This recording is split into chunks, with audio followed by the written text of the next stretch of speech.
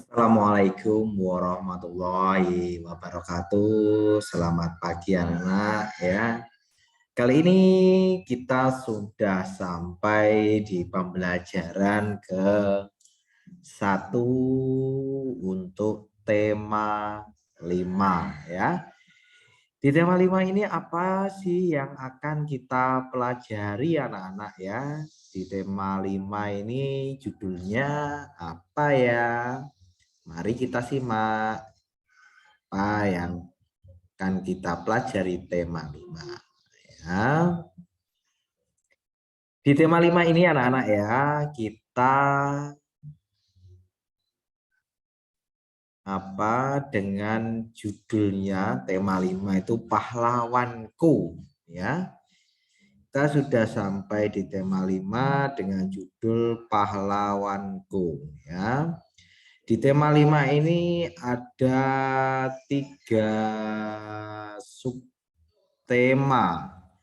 Subtema 1, perjuangan para pahlawan. Subtema 2, pahlawanku kebanggaanku. Ya.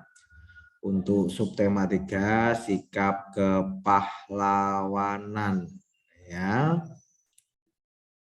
Untuk di tema 5 ini ada belajar di rumah, kerjasama dengan orang tua, ada belajar dari lingkungan ya. Untuk subtema 1 dengan judul perjuangan apa tadi anak-anak? Perjuangan para pahlawan ya.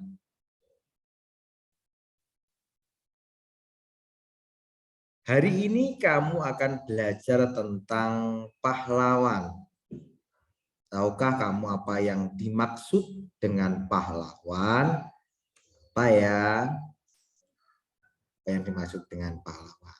Ayo berdiskusi. Amati gambar berikut. Ini di gambar yang pertama itu siapa yang sakit ya? Itu ya sakit, kemudian dijenguk oleh teman-temannya. Kemudian ada mengamati bunga. Terus ada yang membantu teman ketika tasnya jatuh ya. Jawab pertanyaan di bawah ini, apa yang mereka lakukan ya.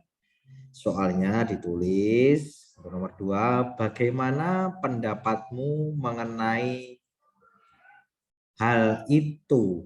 Kemudian nomor 3, hal baik apa yang bisa kamu contoh dalam kegiatan atau gambar di atas tadi ya. Halaman 2 sekarang.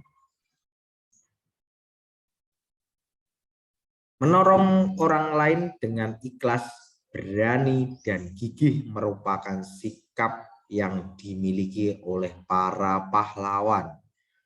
Untuk menghargai mereka, kamu bisa meneladani sikap kepahlawanannya dalam kehidupan sehari-hari. Bagaimanakah perjuangan para tokoh di masa kerajaan Hindu, Buddha, dan Islam? Bagaimanakah sikap kepahlawanan yang mereka miliki? Ayo membaca. Sikap kepahlawanan juga tercermin dari perbuatan beberapa raja di masa kerajaan Hindu, Buddha, dan Islam. Mari kita pelajari lebih lanjut. Raja Purnawarman, Panji segala raja ya. Raja Purnawarman mulai memerintah kerajaan Tarumanegara pada tahun 395 Masehi. Pada masa pemerintahannya, ia selalu berjuang untuk rakyatnya. Ia membangun saluran air dan memberantas perompak. Raja Purnawarman sangat memperhatikan kesejahteraan rakyatnya.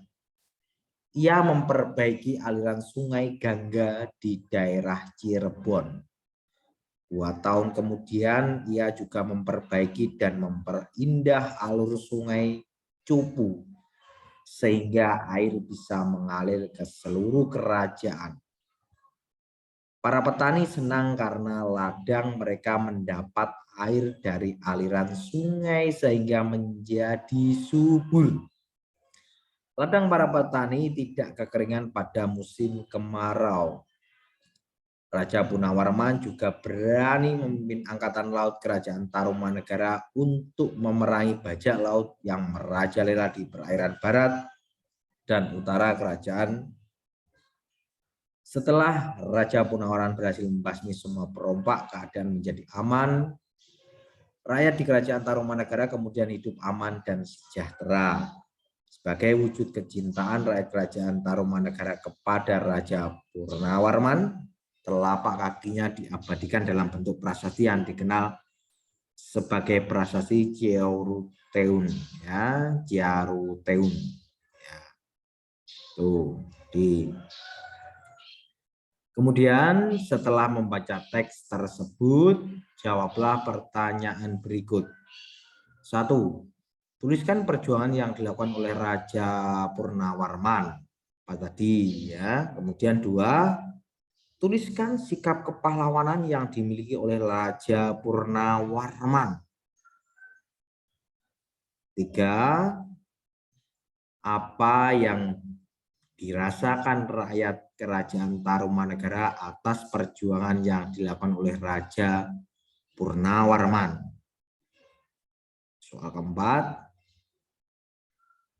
menurutmu bagaimana kehidupan rakyat kerajaan Tarumanegara jika rajanya tidak memiliki sikap kepahlawanan?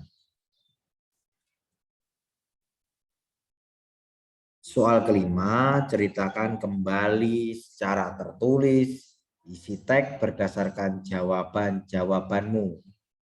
Tulisanmu harus memperhatikan peristiwa yang ada, runtut, dan menggunakan ejaan yang benar. Tuh, jangan lupa ditulis soalnya, ya, 5 soal kemudian dijawab, ya. Tuh. Kita masuk ke halaman 5. Ayo mengamati. Berikut adalah beberapa tokoh dan peninggalan kerajaan pada masa kerajaan Hindu, Buddha, dan Islam. Peninggalan yang mereka wariskan bukan saja benda bersejarah, tapi juga pemikiran dan nilai-nilai perjuangan yang telah menginspirasi bangsa Indonesia. Ya. Itu ada Sultan Iskandar Muda, Kerajaan Aceh, kemudian Raja Balaputra Dewa, Kerajaan Sriwijaya Palembang.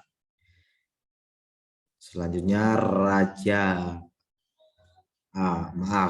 Sultan Hasanuddin atau biasa dipanggil dengan Ayam Jantan dari Timur, Kerajaan Goa Talu Makassar. Itu ada Prasasti Ciautara peninggalan Kerajaan Tarumanegara Bogor. Kemudian Mahapati Gajah Mada dan Raja Hayam Wuruk, Kerajaan Majapahit. Amati gambar di atas, apa yang ingin kamu ketahui tentang perjuangan mereka. Tuliskan pertanyaan di bawah ini, pertanyaanmu. Berarti kamu membuat pertanyaan, ya. Jika membuat pertanyaan, akhir kata atau akhir kalimat kamu kasih tanda tanya. Setelah itu, diskusikan pertanyaan tersebut dengan temanmu untuk mengetahui jawabannya. Ini tidak usah diskusi, ya. Cari informasi tentang perjuangan, benda bersejarah, dan nilai-nilai kepahlawanan yang telah mereka wariskan kepada bangsa Indonesia. Kamu bisa mendiskusikannya dengan teman kelompokmu, membaca buku, atau bertanya kepada gurumu. Tuliskan nilai-nilai perjuangan dan peninggalan lainnya dari para raja yang mempengaruhi masyarakat atau daerah di tempat kamu tinggal. Tulisanmu bisa memuat semangat perjuangan, nilai pendidikan, ajaran positif maupun benda-benda bersejarah. Ini tugas selanjutnya ya. Menuliskan nilai-nilai perjuangan dan peninggalan lainnya dari para raja yang mengaruhi masyarakat atau daerah tempat kamu tinggal. Dan Dayu sangat kagum dengan perjuangan Raja Purnawarman. Banyak yang telah dilakukan banyak yang telah dilakukannya untuk rakyatnya. Sambil duduk di tepi kolam yang jernih airnya, Dayu Masir, Raja Purnawarman memiliki jasa-jasa Raja Purnawarman, terutama pembangunan saluran air.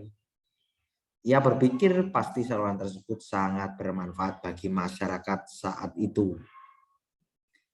Dayu terus berpikir sambil memandangi wajahnya yang terpantul di kolam. Tahukah kamu mengapa Dayu bisa melihat dirinya di air kolam? Air kolam bisa memantulkan cahaya. Kamu akan belajar tentang sifat-sifat cahaya melalui percobaan berikut. Sifat-sifat cahaya. Yang pertama, cahaya merambat lurus. Percobaan menggunakan 3 karton tebal dan lilin, lubang bagian tengah ketiga karton tersebut. Letakkan karton-karton dengan posisi 3 lubang tersebut sejajar dengan cahaya lilin tepat di belakang lubang. Perhatikan apa yang terjadi, lalu coba menggeser posisi setiap karton sehingga pasti lubang menjadi tidak sejajar. Perhatikan perbedaannya. Kemudian cahaya menembus benda bening yang kedua.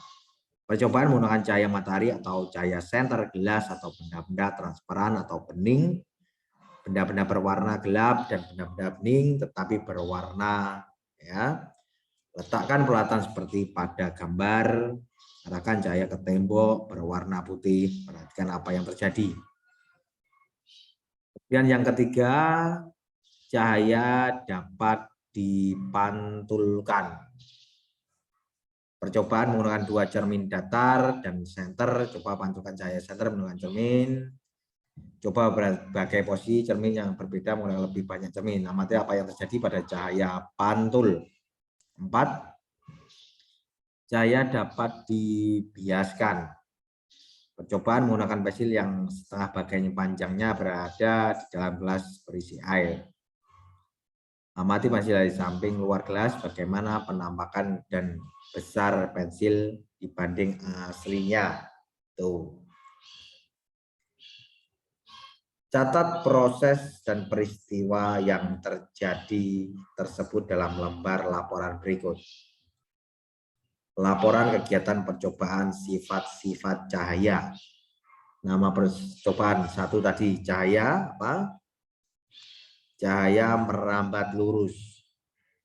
Tujuan percobaan kamu tuliskan alat dan bahannya, langkah kerja, hasil pengamatan. Itu kamu tuliskan di kotak-kotak seperti pada contoh. Kemudian kesimpulannya apa? Ya, diskusikan hasil percobaanmu bersama teman-teman, kelompok, dan buat kesimpulan tentang sifat-sifat cahaya. Sifat-sifat cahaya ada 4 tadi harus kamu pelajari dengan benar, dengan teliti. Ya. Kemudian kerjasama dengan orang tua, diskusikan nilai-nilai perjuangan Raja Purnawarman di rumah. Dapatkah kamu menemukan nilai-nilai luhur dari sikap dan perilaku masyarakat di sekitarmu? Ya, itu ditulis aja.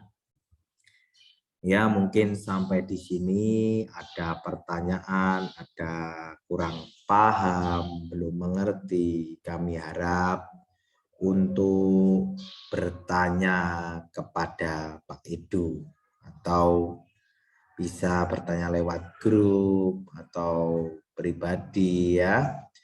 Ya, jangan lupa tetap semangat belajar, tetap mematuhi protokol kesehatan dengan cara menjaga jarak, mencuci tangan, memakai masker ya. Itu yang dapat Pak Edu sampaikan. Apabila ada kesulitan bisa bertanya ya. Jangan lupa selalu mendoakan kedua orang tua ya, agar diberikan kesehatan, dapat menemani kita meraih cita-cita yang kita impikan ya anak-anak. Sampai sini akhirul kalam. Wassalamualaikum warahmatullahi wabarakatuh.